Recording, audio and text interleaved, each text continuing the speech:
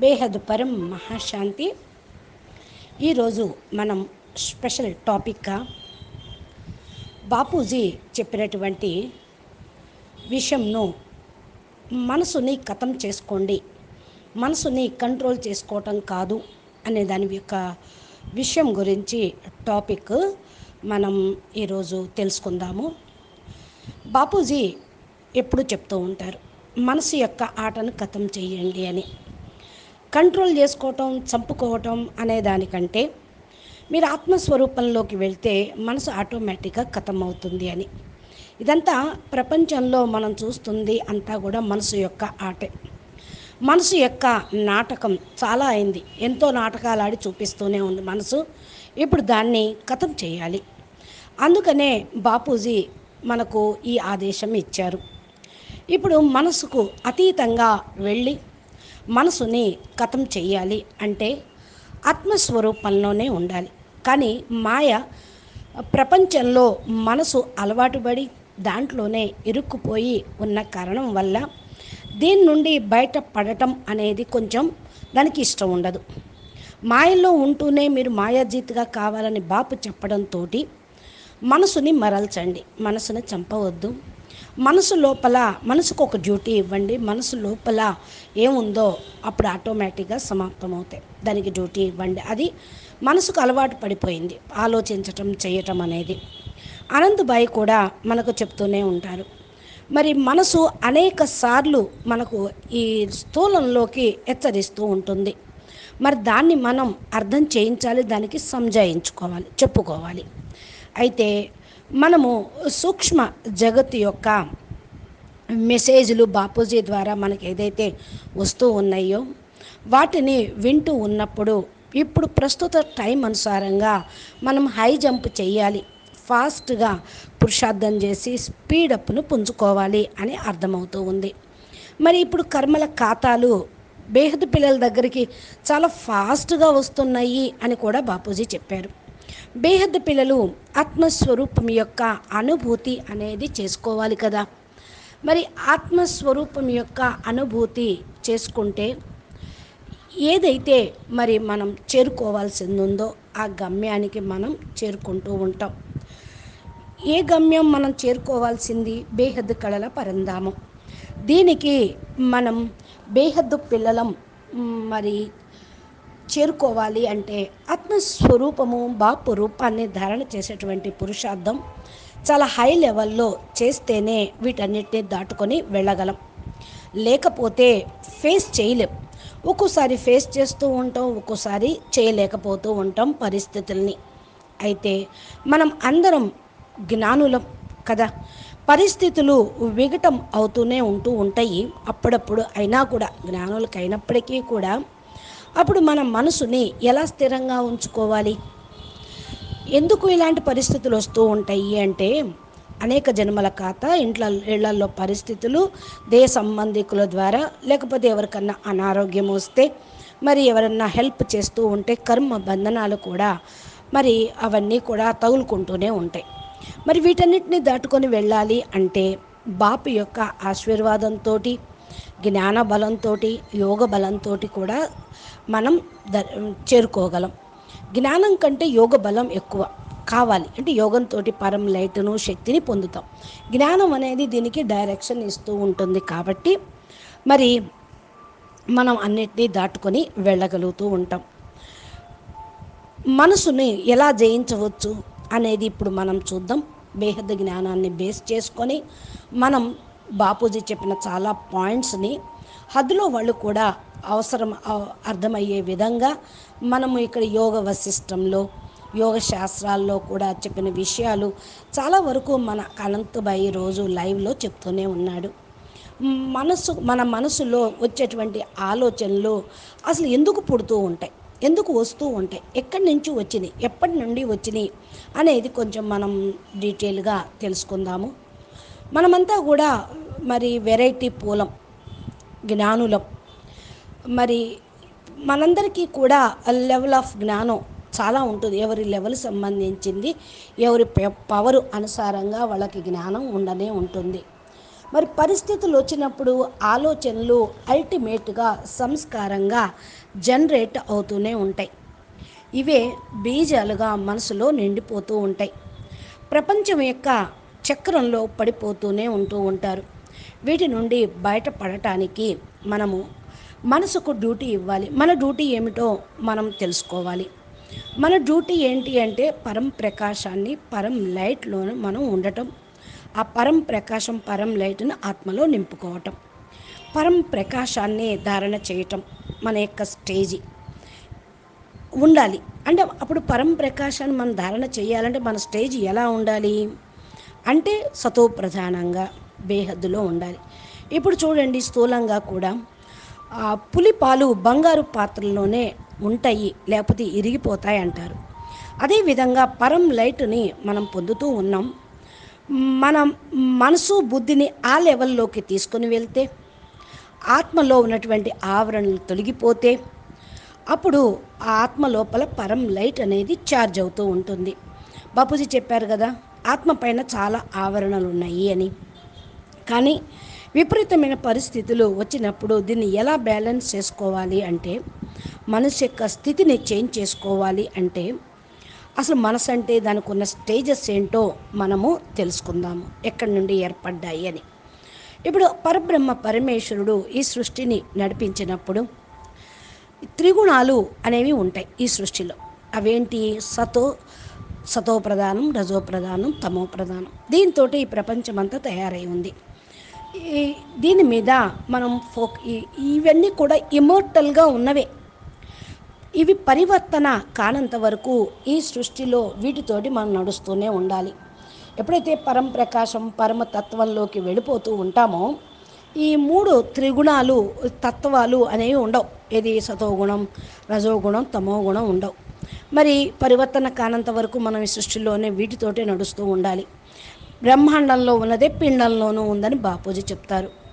మరి తత్వాలతోటే, పంచతత్వాలతోటి, ఈ త్రిగుణాలతోటే మన యొక్క శరీరం కూడా తయారై ఉంది. మరి మనసు కూడా అదే విధంగా తయారై ఉంది. ఇప్పుడు బాపూజీ కూడా అంటే మనసు, బుద్ధి, సంస్కారము ఈ మూడు గుణాలతోటి కూడా ఉంటుంది. ఆత్మస్వరూపంలోకి వెళ్తే ఆత్మ అసలు త్రిగుణాతీతం, పరమాత్మ త్రిగుణాతీతం అని అంటూ ఉంటారు. మనం ఇంకా డీప్లోకి వెళ్తూ ఉంటే అంతఃకరణ శుద్ధి అనేది చేయాలి. ఈ అంతఃకరణ అంటే చిత్తము, అది కొంతమంది మనసు అని అంటూ ఉంటారు. అయితే మనసును మనం సింపుల్గా కొట్టి పారేస్తూ ఉంటాం. మన మనసును 4 భాగాలుగా అర్థం చేసుకోవాలి. మనసు ఏమేమి చేస్తుంది అంటే దీంట్లో 4 భాగాలు ఉన్నాయి. ఒకటి మనసు, బుద్ధి, అహంకారం, చిత్తం. ఇవన్నీ కూడా ఓదానికోటి కనెక్షన్ అన్నమాట. ఇలా ఓవరాల్గా చిత్తం గురించి చెప్పుకుంటూ ఉంటే, ఈ త్రిగుణాలకు మనము బేసిక్ నేచర్ ఏంటో తెలుసుకోవచ్చు. ఆత్మ అనేది ఒక చైతన్య శక్తి కలిగినది. చైతన్య శక్తులు ఆత్మలో ఉన్నాయి. అవి ఏవైతే ఉన్నాయో అవన్నీ కూడా పరమాత్మ నుండి సంక్రమించినవే. ఎందుకని? ఆత్మ మనం పరమాత్మని యొక్క అంశే కదా. అవే మనం అనుభవిస్తూ ఉన్నాం కూడా. అవి మనకు అర్థమవుతూ ఉంటూ ఉంటాయి. ఇకపోతే ఆత్మ అనుభూతిని కూడా కలిగించేది జ్ఞానం. మనలో ఏదైతే సత్వగుణం ఉంటుందో, పర్సంటేజ్గా ఎంతైతే అది పెరుగుతూ ఉంటుందో, దాన్ని పెంచుకుంటూ ఉంటామో, ప్రపంచం యొక్క వ్యవహారంలోకి వెళ్తున్నా కూడా మనం బేహదాత్మల లెక్క ప్రకారంగా వాటిని దాటుకొని వెళ్ళిపోగలుగుతూ ఉంటాం. కానీ లౌకికంలో స్థూలమైన వాళ్ళైతే దానికి ఆధీనమైపోయి రజోతమో ప్రధానంలో ఎక్కువగా ఉండిపోతారు. ఎప్పుడైతే మనం మరి సతో ప్రధానాన్ని పర్సంటేజీ పెంచుకుంటూ ఉంటామో, ఈ రజో ప్రధానం, తమో ప్రధాన స్టేజీ తక్కువైపోతూ ఉంటుంది. ఇక రజో ప్రధాన స్టేజీ అనగా రజస్ అంటే పాజిటివ్, నెగిటివ్ ఊగుసలాడుతూ ఉంటుంది. మరి కొంచెం సతో ప్రధానం, కొంచెం రజో ప్రధానం, తమో ప్రధానం మధ్యస్థలో ఉంటుంది ఇది. కానీ ఆత్మ వీటన్నిటికీ అతీతమైపోతే ఏమీ ఉండదు. అసలు త్రిగుణాలకు అతీతమైనటువంటి ఆత్మే. కానీ ఆత్మ శరీరాన్ని ధరించి పంచతత్వాల్లో పంచభూతకంగా అయినప్పుడు ఇవన్నీ కూడా దానికి అంటుకున్నాయి. ఇవి ఫస్ట్ ఈ యొక్క భూమి మీద మరి సత్యుగం ఉన్నప్పుడు సతో ప్రధానంగా ఉండేది. అక్కడ ఆత్మ శక్తిశాలిగా ఉండేది, సంకల్పాల శక్తి ఉండేది. ఎప్పుడైతే మరి త్రేతాయుగం వచ్చిందో కాస్త రజో ప్రధానం అనేది, సత్వ సామాన్యము అనేది వచ్చేసి యాడ్ అయిపోయిందన్నమాట. దాని పర్సంటేజ్గా కొంచెం కొంచెం యాడ్ అయింది. ఇక పూర్తిగా తమో ప్రధానం అంటే పంచతత్వాలు ఎక్కువగా భారం అయిపోయే కొద్దీ అగ్ని, వాయువు, జలము, భూమి పెరిగింది. అప్పుడు తమో ప్రధానం అనేది యాడ్ అయిపోయింది. ఆత్మ శక్తులు తగ్గి ప్రకృతి యొక్క శక్తులు ఎక్కువ అవ్వటం ఆరంభించినవి. మరి ఆత్మ బుద్ధి యొక్క సంబంధం అనేటప్పుడు వీక్ అవుతూ ఉంటుంది. మనసు ఎక్కువ యాక్టివేషన్ అవుతుంది. బుద్ధి జడ్జిమెంట్ చేస్తుంది. ఎప్పుడైతే ఈ యొక్క ప్రకృతి తత్వాల శక్తులు పెరిగే కొద్దీ మరి బుద్ధి వీక్ అయిపోతున్న కారణం వల్ల ఆత్మశక్తులు కూడా వీక్ అయిపోయినాయి. మనసుకు పవర్ పెరిగింది, మనసు యాక్టివేషన్ అవుతూ ఉంటుంది. చాలా రకాల ఆలోచనలు జనరేట్ అవుతూ ఉంటాయి. ఇది కొద్దో గొప్ప కర్మల్లోకి వస్తూ ఉంటాయి. తమో ప్రధానం అంటే చిత్తమును మరి రెస్ట్ ఇవ్వటం. అసలు తమో ప్రధానంలో చిత్తాన్ని, బుద్ధిని కంట్రోల్ చేసే బుద్ధిని రెస్ట్ ఇచ్చేస్తూ ఉంటుంది. ఇక మనసు దాని ఇష్టం వచ్చినట్టు ఆలోచిస్తూ ఉంటుంది. ఇవి సంస్కారాల రూపంలోకి మారిపోతూ ఉంటాయి. మనం ఇప్పుడు వీటన్నిటినీ కూడా స్టాప్ చేసుకోవాలి. అందుకని సంస్కారాల పరివర్తన అనేది అవసరం. మనకు బేహద్దుగా స్వపరివర్తన అంటే సంస్కారాల పరివర్తన, తత్వాల యొక్క పరివర్తన అనే మనం తెలుసుకున్నాం కదా. పరం లైటుని మనం పొందితే ఛార్జ్ చేసుకుంటూ ఉంటే ఈ తమో రజో అనేది స్టాప్ అయిపోతూ ఉంటుంది. సంస్కారాలు పరివర్తన అయిపోతూ ఉంటాయి. బుద్ధికి బలం వస్తూ ఉంది. మనసు కూడా స్థిరత్వం కలిగి ఉంటూ ఉంటుంది. అందుకని ఫస్ట్ గోల్ మంది స్వపరివర్తనయే విశ్వ పరివర్తన అని. అనగా మన లోపల ఉన్నటువంటి వృత్తులను మార్చుకోవటం. దీన్ని కొద్దిసేపు చేస్తే కాదు. అందుకే బాపూజీ అంటారు నిరంతరం అభ్యాసం చేయండి అని. మన కర్మేంద్రియాలకు పని చెప్పి దానిని బిజీగా ఉంచాలి. జగత్తు యొక్క అట్రాక్షన్ నుంచి విముక్తులు అవ్వాలి అంటే, మనసుని టోటల్గా మోల్డ్ చేయాలి అంటే మన స్టేజ్ని మార్చుకోవాలి. అంటే సంకల్పాలను మార్చుకోవడం కాదు. బాబూజీ మనసునే ఖతం చేయమన్నారు కదా. ఆత్మ స్టేజ్లోకి వెళ్ళిపోవాలి. మనం బేహద్కే పరం పరం పరం పరం ఆత్మలం, విశ్వ సేవాదారి, విశ్వ కళ్యాణకారి, ఇలా మనకు ఏదైతే బాపూజీ టైటిల్స్ ఇచ్చారో వాటి లోపలికి మనం మనసును పెట్టుకున్నట్లయితే సమయం లెక్కనుసారంగా దీన్ని స్టేజ్ని పెంచుకోవడానికి స్పీడప్ చేయాలి. అప్పుడు బయట ప్రపంచంలోని ప్రభావం మన మీద పడదు.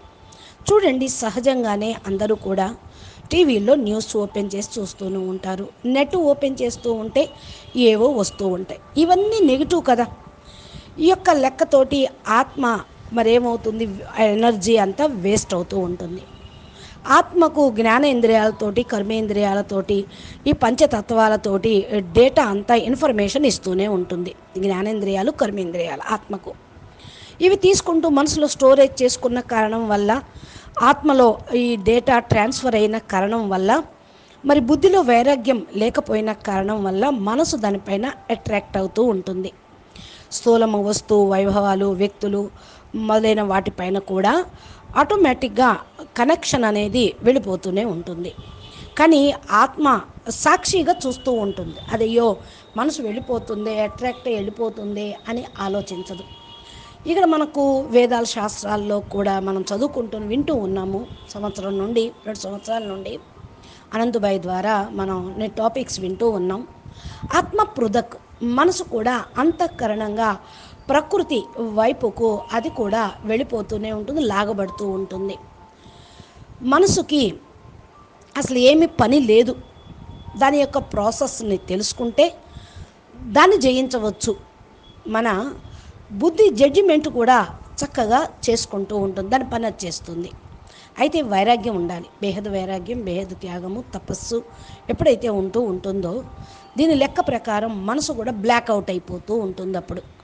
కానీ మనసు యొక్క పవరు మరి ఉన్న కారణం వల్ల బుద్ధి కూడా దాని వైపుకి వెళ్తుంది. మనసుకి ఎక్కువ పవర్ ఉంది ఇప్పుడు.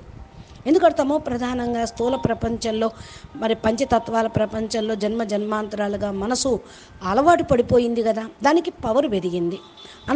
మనసుని పరమాత్మ వైపు, పరంధామం వైపు, జ్ఞానం వైపు, మరి ఆత్మ వైపు ఫోల్డ్ చేసినట్లయితే అప్పుడు మరి ఆకర్షణ అనేది తగ్గిపోతుంది. మనసుకి పవర్ వస్తే ఏమవుతుంది, బుద్ధి కూడా దాని వైపుకి ఆకర్షించబడుతుంది. ఇక అప్పుడేమవుతుందంటే అహంకారం కూడా వచ్చేస్తూ ఉంటుంది. మనం మినిమంగా ప్రపంచంలో ఉంటూనే ఉన్నాం. అయితే మనం అసలు ఈ భూమి మీదకు వచ్చాము ఎందుకు అని ఎవరైనా మామూలుగా జనరల్గా కూడా ఆలోచించినట్లయితే, ఈ ప్రకృతి మనకు మనకు అనుభవించటానికే తయారైంది. ఇది మినిమంగా. కానీ సాత్వికంగా ఉంటే తప్ప దాన్ని పాజిటివ్గా వినియోగించుకోలేం. ఇదిగా ఎలా కాకుండా బాహ్య ప్రపంచానికి ఆకర్షణమైతూ అదే శాశ్వతం అనుకుంటూ ఉంటే దాని లోపలికి వెళ్ళిపోయి అహంకారం వల్ల రజోతమోకి వశమైపోతూ ఉంటుంది. అప్పుడు మన లోపల ఈగోయిజం పెరిగిపోతూ ఉంటుంది. ఇదే మనకు చెప్తూ ఉంటారు బాపూజీ కూడా, మై ఔర్ మేరా, నేను నాది. ఇదే మాయకు ఆధీనం అవ్వటానికి కారణం. మాయ ఈ విధంగా ఇరికించేస్తూ ఉంటుంది. ఇంకా ఆత్మ యొక్క ప్రకాశం కోల్పోయి ఈ ఆవరణలే ఏర్పడిపోయినాయి. మరి పరమ జ్ఞానం అనేది ఏదైతే మనకు లభించిందో ఇప్పుడు మనము ఈ యొక్క స్టేజ్ని క్రాస్ చేసి వెళ్ళిపోగలుగుతూ ఉంటాం. కానీ జ్ఞానం వినకుండా, దాన్ని స్వయం ధారణ చేయకుండా, స్వరూపంలోకి రాకుండా ఉంటే క్రాస్ చేయలేము. ఈ యొక్క క్రాస్ చేయలేకనే తమో ప్రధానంలో ఉంటూ ప్రజలు ఆత్మలు ఈ తమో ప్రధాన వాతావరణంలో నిర్లక్ష్యంగా, సోమరితనంగా ఉండిపోతూ ఉన్నారు. డోంట్ కేర్గా. తమో ప్రధానం యొక్క గుణం ఏంటి అంటే ఫస్ట్ నిద్ర. ఇది బాపూజీ దీన్ని జయించడం, నిద్రా జీతే జగజ్జీత్, మన్ జీతే జగజ్జీత్ అని అన్నారు కదా బాపూజీ. ఈ శక్తులను మనం పాజిటివ్గా ఉపయోగించాలి అంటే యోగ నిద్ర అని అంటూ ఉన్నారు. అంటే మీరు వింటూ కూడా జ్ఞానం వింటూ, యోగం చేస్తూ, మురళీలు వింటూ, లేకపోతే వీడియోలు వింటూ మీరు యోగం చేయండి. అలా వింటూ వింటూ నిద్రలోకి వెళితే అదేమవుతుంది, యోగ నిద్ర అవుతుంది. అయితే ఈ యోగ నిద్రలోకి వెళ్ళటానికి ముందు మనం రాత్రి చెకింగ్ చేసుకుంటూ ఉండాలి. మురళిలో కూడా, బీకేలో కూడా చక్కగా చెప్పేవారు దీని గురించి. రోజంతటా మీరు చేసినటువంటి దినచర్యను, మరి చేసినటువంటి కర్మల యొక్క అకౌంట్స్ను క్లియర్ చేసుకొని, ఖతం చేసుకొని యోగం చేస్తూ నిద్రపోండి. పరం శాంతిమయంగా అయి నిద్రపోవాలి. ఇప్పుడు బాపూజీ మనకు చెప్తున్నారు, బేహద్కే బేహద్ కళల పరంధామంలో బాపు ఒడిలో ఆత్మను సమర్పితం చేసి యోగం చేస్తూ నిద్రపోండి. అది యోగ నిద్ర కింద, అది కూడా యోగం కిందకే వస్తుంది అని బాపూజీ చెప్తూనే ఉన్నారు. ఇలా చేస్తూ ఉన్నప్పుడు ప్రొద్దున్నే అమృత వేళ లేసి యోగం చక్కగా చేయగలుగుతూ ఉంటాం. అంటే ఇదే మన యొక్క చైతన్య శక్తిని పాజిటివ్గా చేసుకోవటం.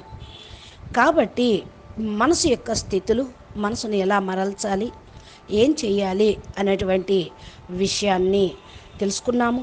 ఇంకా కొద్దిగా కొంచెం టాపిక్ నెక్స్ట్ వీడియోలో మనము ఆడియో ద్వారా తెలుసుకుందాము. అచ్చా, పరం శాంతి, నమస్తే, ధన్యవాదాలు. బేహద్కే బేహద్ పరం పరం పరం, మహాశాంతి హై, మహాశాంతి హై, మహాశాంతి హై. నమస్తే.